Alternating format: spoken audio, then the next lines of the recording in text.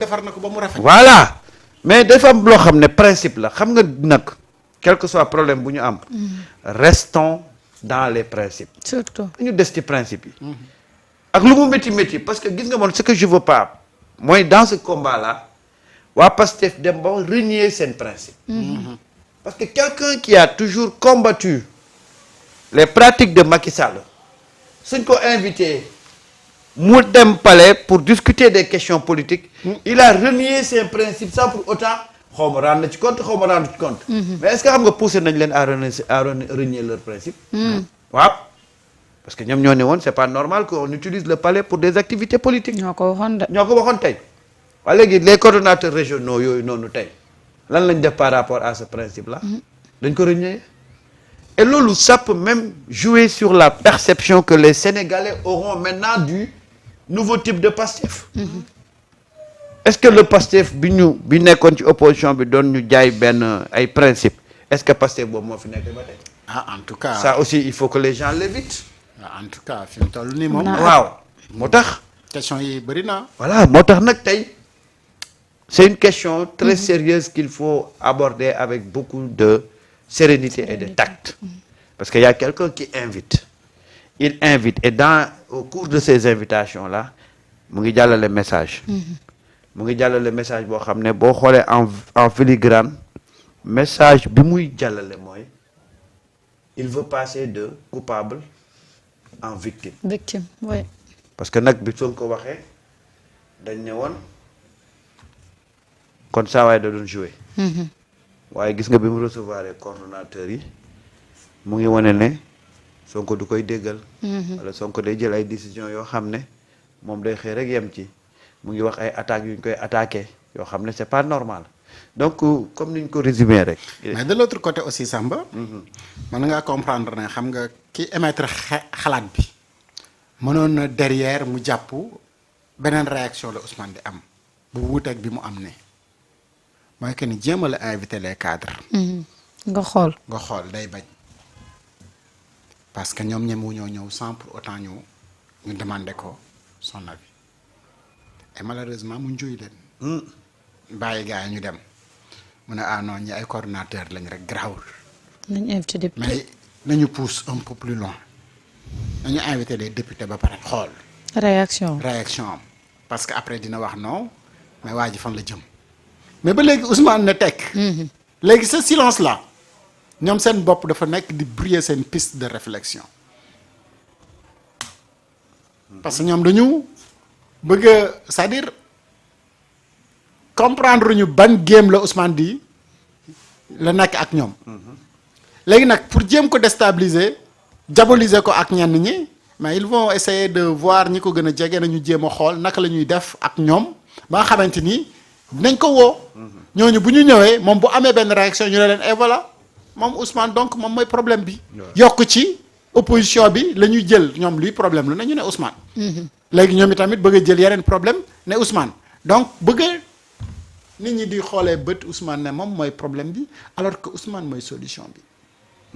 mais nag ñi bañ. ñoom Maye beeg ñeneen ñooñu. ñu ngi ci seen dëgg.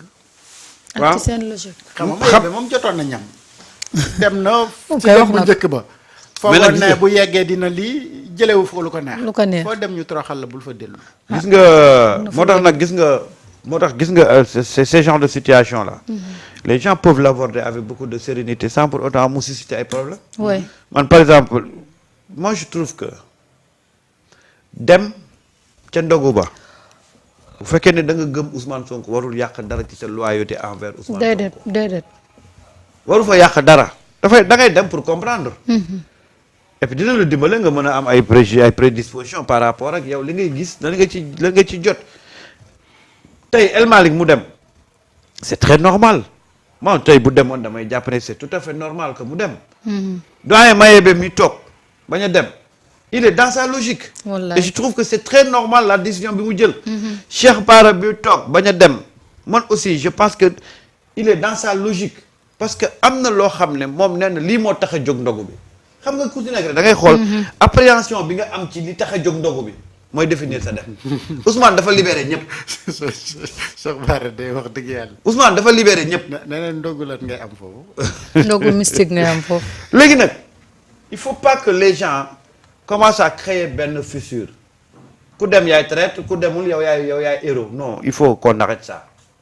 Pastef dañu mës a assumer seeni ay position tey bu am na koo xam ne bu buggee dem am na une raison boo xam ne bëgg na xam. bëgg na xam kii mu janoon nii le frère Bassirou Diomaye Faye qu'il n'a pas vu peut-être depuis 2 ans man bëgg naa xam kii ci ban posture la nekk.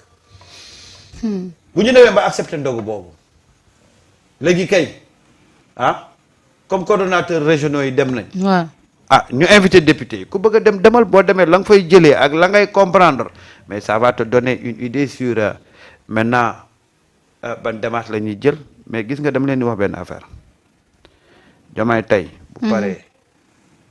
bu paree ci ñii buy invité waa coalition dina leen invité kay bu leen xam nga invité ne. dootul amati benn problème voilà dootul amati benn problème beneen bi mooy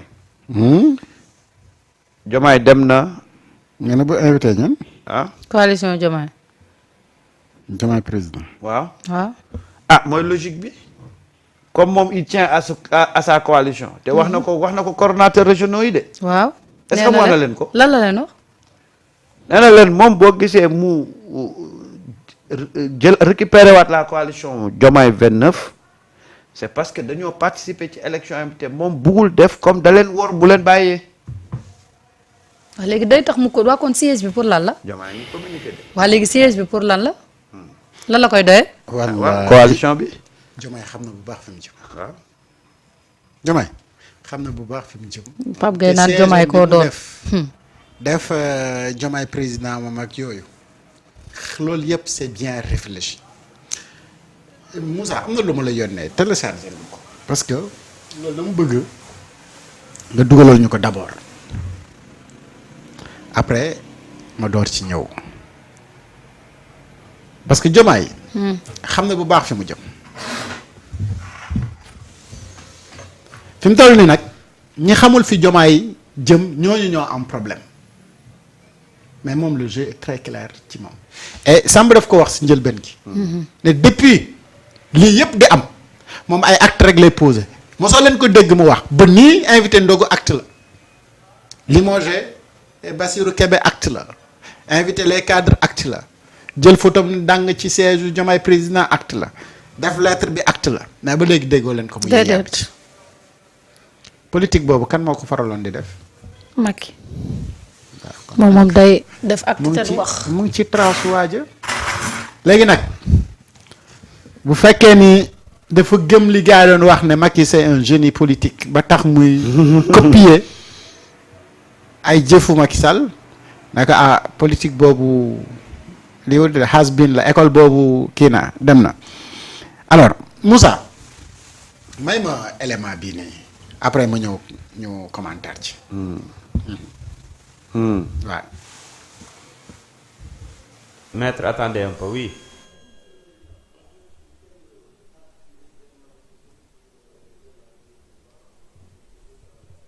Je réponds.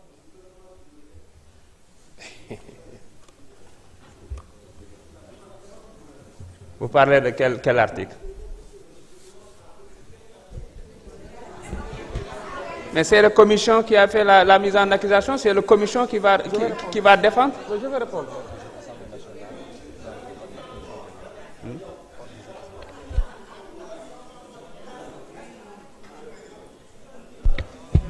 Allez lire les résolutions.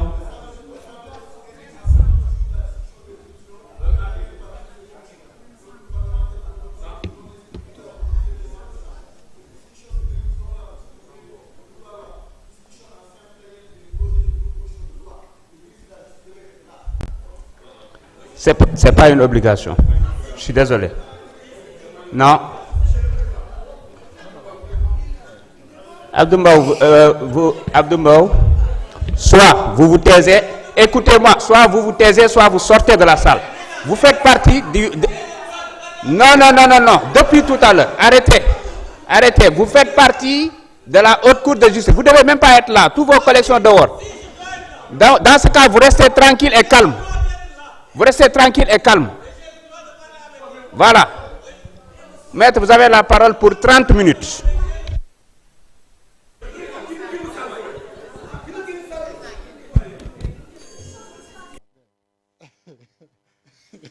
waa ji laa bëgg a xam problème ak El Malick fan la jógee quoi. kan Abdou Mbow. waaw moom son problème c'est quoi exactement. Abdou Mbow. amul xam-xam il n'écoute pas. parce que amul xam-xam. il ne lit pas. il viole les règles. ba pare il perturbe tout le monde. El Malick de comme ku yore bébé nee na ko noppi wu ma génnee la. non mais bi El Malick. matuwul nit gën a lakkale ci assemblée. commencé El Malick def ne pour yéen ñi nga xamante ni da ngeen bokk ci haute cour de justice man ngeen a génn salle bi pour bañ a am envie pour répondre wala di bëgg a participer et cetera. doyen maye ba loolu la nee na doo fa ñëw. waaw ñu génn.